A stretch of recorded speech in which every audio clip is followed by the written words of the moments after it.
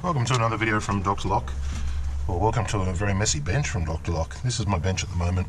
Now I've turned up on a job and the lock is broken. Now I picked this lock open and the thing was, the key was just going round and round and round. It wasn't engaging the central part of the lock.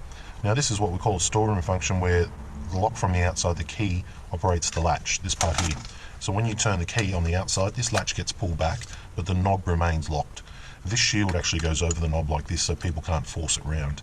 From the inside you've got yourself a lever handle, and when you pull that, that's always free, so it's like a fire exit. These are a fire rated lock as well, so you can use it on a fire rated door or anywhere like that. So I was going to just replace it out, and but unfortunately I've run out of these locks. We use them quite a bit. They're on our website under 3062, you can find them. So the problem we're having with this one is the key's spinning and it's not engaging the lock. So what's actually happened is the part down there has been bent. So the back of this cylinder has a tail like this. So that's all turning fine. But what's happening is where this tail connects has been bent. So it's not operating the lock behind there. So you can kind of see that. Now because I don't have another one in stock, I've got to do a couple of things. First things first, I'm going to be needing to make myself a key. So I've already got the cylinder out. So let's start on doing that. Now to do that, I like to do it the easy way, and I'll show you how I do it the easy way in just a second when I find my screwdriver. Where's my screwdriver going? I have to use this one. So the cylinder I've left upside down in the picked formation because it is actually picked. This will just save me a little bit of time. Right, we need a bit of cardboard or a bit of paper here. Let's start off making a key for this. So I'm just going to take the cylinder out of the outside knob housing.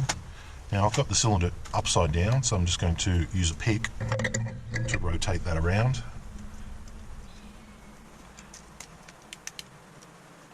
That just pushes the top pins down. See, the top pins were getting trapped in there and holding it in the 180 degree.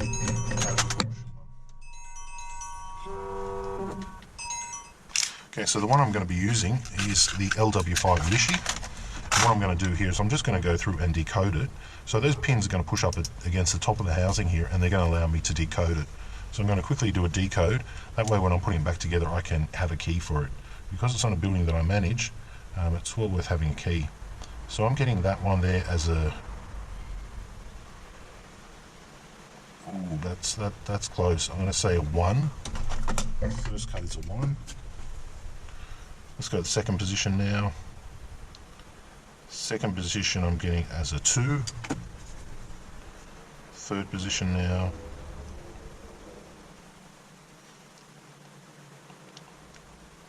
I'm going to take that as a 2 as well. Fourth position. Take that as a 2 as well. Fifth position. I'll take that as a 2 as well. I'll let that pin fall. Sorry, they're 1s. Because I've got no top pressure, I'm going to go through and read it again. Okay, 0, 1, 1, 1, 1, 0. This must be the easiest key I've ever made. So, let's make that. I'm not even really going to worry about spacing here. What I'm going to do is I'm just going to roughly gauge up where my key is. Now this is a 6-pin key, so my first cut and my last cut I don't want to go near, so I'm just going to give that a touch there, give that a touch there. That way I know the first and the last, and all the rest are just 1s. So as long as I stay away from them, I can churn out the middle and just take it down to a 1 cut. So about there and about there. So I've nipped out in between. Now I'm going to give it a file.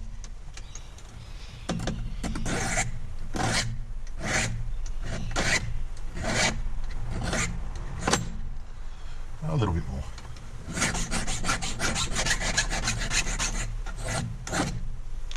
Okay, so I've just basically left the 2 ends up high and taken out a bit because we've got 0, 1, 1, 1, 1, 1, which is probably even the master key for this building here. Alright, let's see how we did. I'll take my pick out. I could cut it on the machine, but it takes too long to warm up. And look at that, I've got a key working straight away. Not a great key, but it's a key all the same. That might be on the master key. So I'm going to turn it now. I'm going to give it a few knocks. I'm going to give it a bit of a pull and see if I can get any type of markings on it that I should improve. And I can see two that I should improve.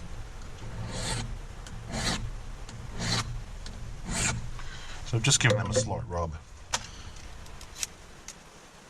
It's a clicky key, but look, for the 2 seconds that I invested into it, it's going to do the job. So I'll put the cylinder back in the housing. Now let's get down to the nitty-gritty bit of actually making this lock work again. The key just helps when we put it back together on the door. Alright, so this is pulling apart a knob set the hard way. Just clean up my bench just a little bit. Just enough to get enough room to do what we've got to do. So, to start off, to remove one of these down a bit, we're going to basically strip it right down. So let's do that.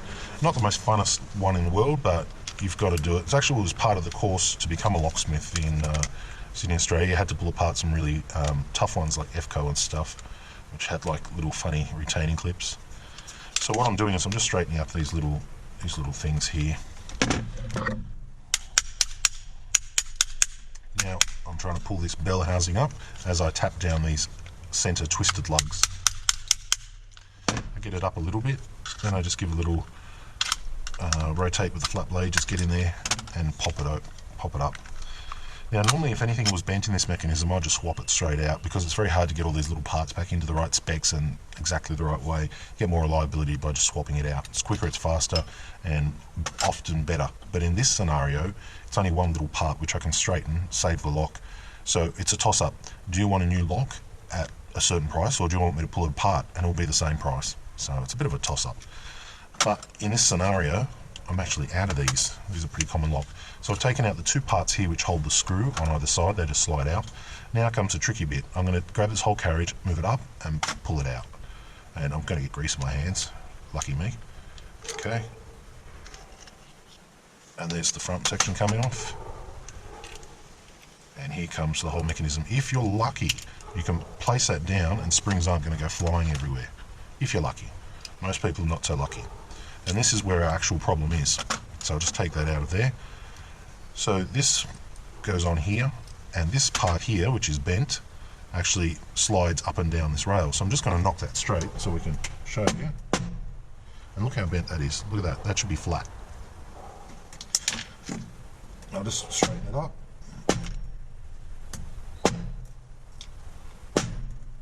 One more hit. There we go. One more hit, just for good luck. Oh yeah. Right, so how did this part get broken or bent? Well, it wasn't by the vandalism or whatever of the actual lock. It was basically that whoever installed this just pushed too hard on it when installing it with the they pushed too hard when they were installing it with the spinner, and that's what the problem was. And they bent it right out of shape.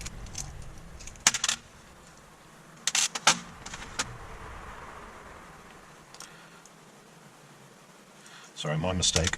For this one, it doesn't slide in the channels. That's the other one. There's one of these parts that slides in the channel. This one I'm pretty sure goes through from one side, straight through like that, straight through like that. Okay, see? So it goes in one side, straight through, and then on the other side there. Alright, so now let's put this back together. A lot of people, they don't kind of, do this too often. You see this right here? This is not meant to be in this shape either. That's not meant to be in a W shape. Do I have one? No, I don't have one here to show you. But that needs to be straightened too. Here's the moment of truth. Will that be broken as well? If this breaks, I'm out of luck and I need to find myself another new lock. And it probably will too,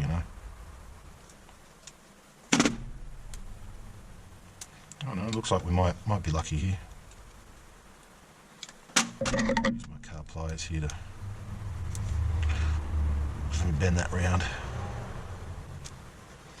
Hit it with the hammer a few times.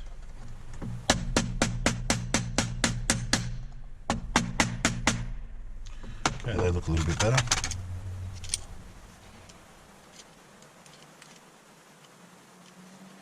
Okay, now let's see how that goes. So I'm going to put that back into this part here. Slide this one forward. So you've got about 10 different parts here all kind of lining up, and they don't always line up, you know. You've got to move them, you've got to manipulate them. Okay, so that's that part. Let's put this front back on. Okay, that's one side in, two sides in. That's spring loaded, the knob does not move, but let's test and simulate if we were a cylinder from the front, would we be retracting the latch? And yes, we would be, so I'm happy with that. Now we come around to this side and we put these parts back in. So far it's been kind of pain-free. A lot of the time these things, they fall apart or go everywhere and then it becomes painful. So I just have to put these in the right way now. There's one and two. This back over the top, pushing in this little carriage.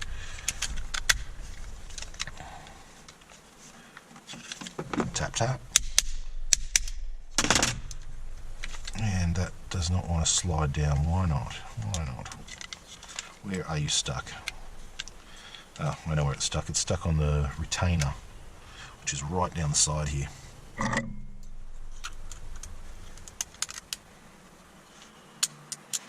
What's making it stuck? Should slide now.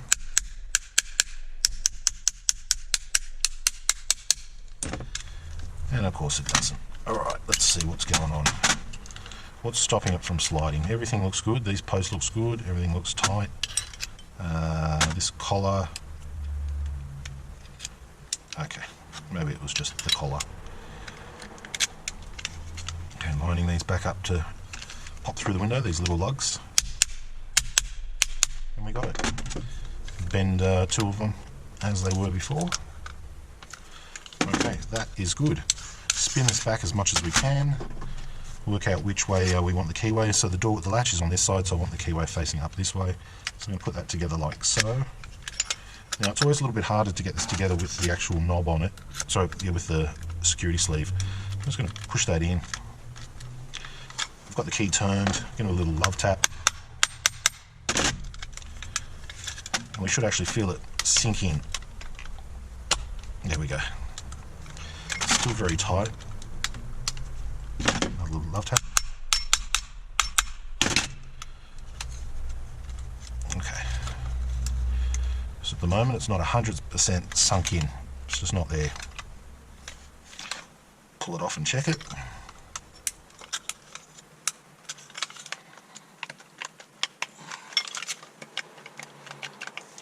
I don't like to slide too much these things. Now through this little hole is the retainer window, and to get to that you need a sharp little tool. And I can see it needs to go down just a little bit more, but it's just refusing to. It's just refusing to. Prise it up a little bit. I don't want to do the same thing all over again and distort the little part. I know what you're thinking, this is not good. But unfortunately that's what I needed to do to get that retainer to lock into that shaft, because all the parts are just a little bit out there. Now I can try my key. My key is clicky. Works better on one side than the other. Okay. It's working well. Look at me. So now I'm going to move this back. So that's a little bit tight. Give it a big pull, make sure it's not going to come off the door. Then I'm going to go put it back on the door, connect it into the latch, put the plate on, put the two screws on, put the lever handle on the inside, and then try my key. And it's a working lock again. So yeah, I'm going to go put that back on the door now. Okay, thanks for watching.